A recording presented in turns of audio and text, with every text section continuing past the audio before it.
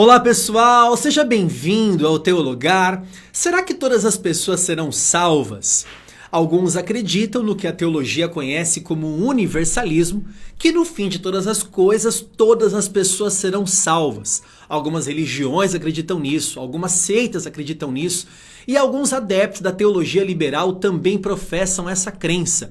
Os universalistas têm argumentos interessantes. Eu vou refutar cada um deles nesse vídeo, então vem comigo. Chegou a hora de teologar.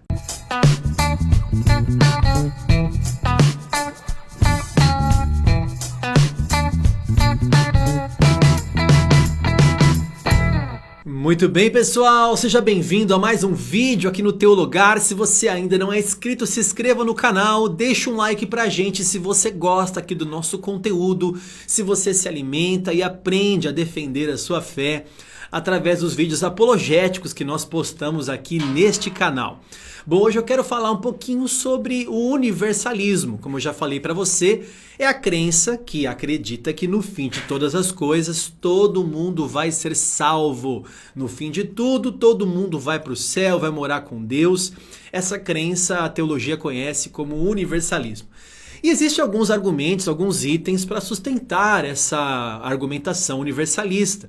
São argumentos interessantes, mas infundamentados, e eu quero hoje compartilhar com você um pouco de conhecimento aqui, tá? A maioria dos universalistas, primeiro, eles começam a argumentar dizendo o seguinte: e aqueles que nunca ouviram o evangelho? Aquele famoso homem da ilha. Ora, não seria justo essa pessoa que nunca ouviu o evangelho ser condenada ao inferno, ser enviada para sofrer a eternidade. Então, não há justiça nesse julgamento de Deus, mandando o homem da ilha, aquele que nunca ouviu o evangelho, para o inferno. Bom, tem dois argumentos aqui para a gente falar sobre essa questão. Primeiro, que o Senhor é o reto juiz e ele julga com equidade. A justiça de Deus é muito maior e muito mais justa do que a justiça humana. Então, quem somos nós? Homens injustos. A nossa justiça são trapos de imundícia, diz a Bíblia, para julgarmos um Deus que é o reto juiz. Ele com certeza vai julgar com equidade. O próprio Deus fala na sua palavra que a quem muito é dado, muito será requerido. Então o Senhor, de uma forma justa, vai julgar as pessoas da maneira como elas receberam, à medida que elas receberam e conheceram a Deus. Por outro lado também, essas pessoas são indesculpáveis. A Bíblia fala que essas pessoas são indesculpáveis. Por quê? Porque Deus tem várias formas de se revelar, não só através da pregação do Evangelho, mas Deus também se revela de outras formas. Veja comigo Romanos capítulo 1, a partir do versículo 19. Porquanto que de Deus se pode conhecer, é manifesto entre eles, porque Deus lhes manifestou. Porque os atributos invisíveis de Deus, assim o seu eterno poder, como também a sua própria divindade, claramente se reconhecem desde o princípio do mundo, sendo percebidos por meio das coisas que foram criadas. Tais homens são, por isso, indesculpáveis. A Bíblia fala que não há desculpa. Por quê? Porque o Senhor se revela de várias formas, desde a criação do mundo. Deus se revela seus atributos, revela sua divindade por meio das coisas que foram criadas. O firmamento, a criação revela o Criador, né? Então essas pessoas também são indesculpáveis. E se dissermos que a pessoa que não recebeu a pregação, que não recebeu a revelação de Deus, essa pessoa vai ser salva por causa da ignorância, seria melhor então recolher os missionários. Seria melhor então parar de pregar. Se salvação viesse por ignorância, era melhor não pregar. Ninguém conheceria nada e aí então Deus julgaria, olha, essa pessoa já que ela não recebeu o evangelho, então eu vou salvar essa pessoa. Não, a salvação não vem por meio da ignorância. Muito pelo contrário. A salvação vem pela revelação de quem Deus é. A salvação vem pela pregação do Evangelho, que a pregação do Evangelho é a salvação, é o poder de Deus para a salvação de todo aquele que crê. Então é necessário pregar e não deixar a pessoa na ignorância. E esse homem da ilha, ele é indesculpável porque Deus também se revela de outras maneiras. O segundo argumento universalista é que todas as crenças são verdadeiras, que não dá para falar, não, essa crença não é verdadeira, aquela crença não é verdadeira. Todas as crenças são verdadeiras. Eles utilizam alguns argumentos, né? Então, todas as crenças são verdadeiras, todos os caminhos levam a Deus, todos são filhos de Deus, são os argumentos usados pelos universalistas. Vamos lá, vamos trazer algumas respostas aqui. Primeiro, todos os caminhos levam a Deus? Obviamente que não. Jesus disse que ele é o único caminho. Eu sou o caminho. Só Jesus é o caminho até o Pai. Então não existem vários caminhos, né? Então, por exemplo, eu moro aqui no litoral. Se alguém está em São Paulo, eu moro no litoral de São Paulo. Se alguém quiser vir de São Paulo para o litoral, tem que pegar o sistema Anchieta Imigrantes. Não dá para pegar, por exemplo, a Fernão Dias, não dá para pegar Castelo Branco, não dá para pegar a Bandeirantes. Se as pessoas pegarem essas estradas, elas irão para o interior de São Paulo e não para o litoral de São Paulo. Ou seja, para chegar aqui tem um caminho, né? Então, todos os caminhos trazem para o litoral de São Paulo? Não, tem um caminho que traz para o litoral de São Paulo, o sistema Anchieta Imigrantes, né? Então, não é assim também com Deus. Todos os caminhos levam a Deus? É algo infundamentado, né? Outra coisa, todos são filhos de Deus, parece uma frase muito bonita, né? Todo mundo é filho de Deus, mas a Bíblia não fala isso não. A Bíblia fala que como criação, sim, todos são criaturas, todos foram criados por meio de Adão que Deus criou. Mas a Bíblia também fala dos filhos do diabo. Então a Bíblia fala dos filhos de Deus e os filhos da ira, os filhos do diabo. A Bíblia é enfática em falar sobre essas questões. Então sim, existem filhos de Deus e existem filhos do diabo. Como é que eu me torno filho de Deus? Todos aqueles que receberam Jesus como Senhor e Salvador são chamados de filhos de Deus, João capítulo 1. Ele deu poder para que você seja filho de Deus, para que eu seja filho de Deus, por meio da fé em Cristo Jesus. Agora, essa questão de que todas as crenças são verdadeiras, é muito fácil de refutar isso, porque primeiro que todas as crenças, nem todas as crenças estão na mesma direção. Às vezes elas são antagônicas. É só você perceber essa própria crença universalista. Alguns dizem que todos serão salvos e outros dizem que não, alguns serão salvos. Ou seja, essas duas crenças que eu falei são antagônicas. As duas não podem ser verdadeiras. Ou uma é verdadeira ou a outra é verdadeira. As duas não podem ser verdadeiras porque são antagônicas. Eu lembro de uma história de um livro que eu li do Norman Geisler.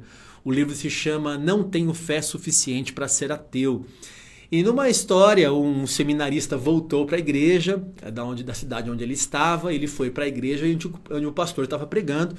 E o pastor disse o seguinte: olha, o sermão de hoje é que todas as crenças são verdadeiras. O aluno ficou, o seminarista que tinha acabado de voltar do seminário, estranhou aquela pregação do pastor.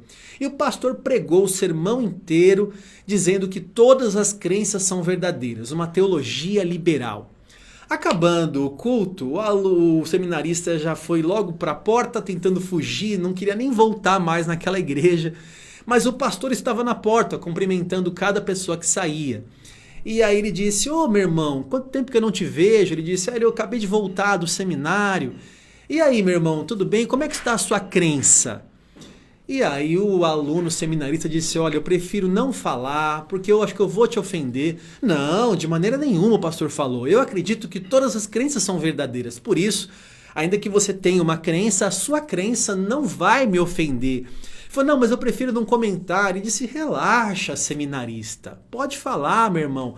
O que está te incomodando? Qual que é a tua crença? O pastor disse para o seminarista. O seminarista chegou perto do pastor, colocou a mão na boca e disse assim: pastor, eu creio que você vai para o inferno. O pastor ficou todo desconcertado, pensou bem e disse assim: eu cometi um erro. Nem todas as crenças são verdadeiras, porque essa que você está falando não é. Pois bem, Quando a crença diz que alguém vai para o inferno, aí já não é mais verdadeira. A crença só é verdadeira quando ela é doce aos nossos ouvidos, aos nossos olhos. Então, sim, a Bíblia mostra que pessoas serão lançadas no inferno. E não, todas as crenças não são verdadeiras. Existe uma verdade que é absoluta e que pode ser conhecida e revelada pelo próprio Deus, que é a verdade. Jesus é a verdade e ele disse que a palavra de Deus é a verdade. Então existe sim uma verdade absoluta.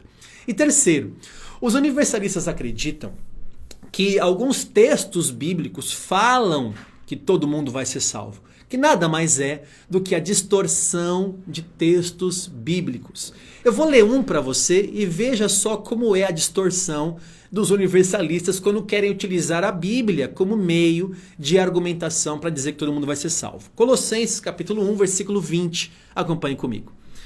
E que, havendo feito a paz pelo sangue da sua cruz, por meio dele, reconciliasse consigo mesmo todas as coisas. Veja, reconciliasse consigo mesmo todas as coisas, quer sobre a terra, quer nos céus. E a vós outros também, que outrora éreis estranhos, inimigos no entendimento pelas vossas obras malignas, agora, porém, vos reconciliou no corpo da sua carne, mediante a sua morte, para apresentar-vos perante ele santos, inculpáveis e irrepreensíveis. Vejo ali com você do versículo 20 ao versículo 22. Esse texto mostra o poder da reconciliação que foi conquistado por Jesus na cruz. Então Jesus morreu na cruz e reconciliou com o próprio Deus, com ele mesmo, reconciliou todos aqueles que estavam inimigos, aqueles que estavam no pecado. É o ministério da reconciliação. Então, quando você lê o texto, ele diz que ele reconciliou todas as coisas. E você que era inimigo, os universalistas vão dizer isso, você que era inimigo da cruz, você que era pecador, ele reconciliou todas as coisas para que você se torne, então, como nós lemos aqui no versículo 22, santo, inculpável e irrepreensível. Veja, todas as coisas são reconciliáveis com Deus por meio da cruz de Jesus. Jesus foi tão eficaz o sacrifício dele que atingiu a todas as pessoas. Mas o que acontece ali é uma distorção do texto. Porque se você ler mais um versículo, você vai perceber que essa reconciliação que Jesus faz com o pecador é condicional. Veja o próximo versículo, o versículo 23.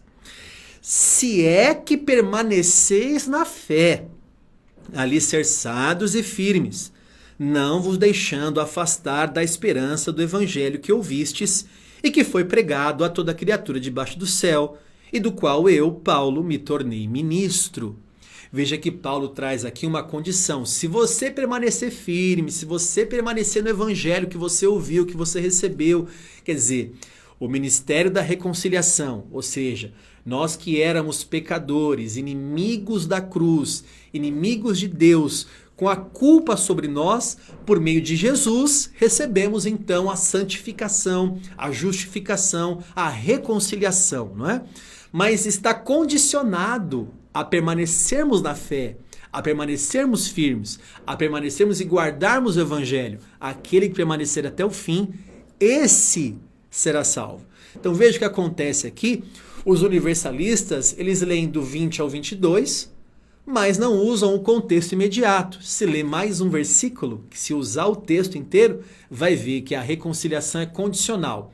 A reconciliação só acontece com aqueles que acreditam em Jesus. A salvação é para quem crê. Quem não crê está condenado, conforme as Escrituras. E para finalizar aqui, o universalismo é contrário à interpretação das Escrituras, que mostra em várias passagens que pessoas vão para o inferno. Então, aonde ficam essas pessoas que vão para o inferno conforme as Escrituras? Deixa eu ler um texto com você, Mateus capítulo 7, versículo 13 e 14.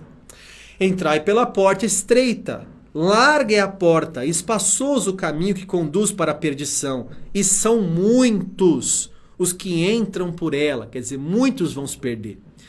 Porque estreita é a porta e apertado o caminho que conduz para a vida, e são poucos os que acertam com ela. Quer dizer, poucos vão ser salvos e muitos vão entrar pelo caminho da perdição. No próprio Evangelho de Jesus segundo Mateus, agora no capítulo 25, versículo 41, palavras do próprio Senhor Jesus. Então, o rei dirá também aos que estiverem à sua esquerda: apartai-vos de mim, malditos, para o fogo eterno. Veja, condenação, para o fogo eterno, preparado para o diabo e os seus anjos. Versículo 46 agora. E irão estes para o castigo eterno, porém os justos para a vida eterna. Veja, são dois destinos, são os destinos eternos. Só tem dois destinos, irmão. Ou a vida eterna, ou o castigo eterno. Então, todas as pessoas serão salvas, concluindo aqui? Obviamente que não. Algumas pessoas serão salvas, poucas, as que permanecerem firmes na fé, e outras serão condenadas e sofrerão um castigo eterno no lago de fogo e enxofre, porque se afastaram do próprio Deus. Esse vídeo foi bom para você? Se foi bom, se inscreva no canal, deixa um like pra gente e compartilhe com mais pessoas. Assim mais pessoas vão aprender a refutar essa heresia do universalismo, tá bom? Que Deus abençoe você e a sua casa, e se você quer estudar, Teologar.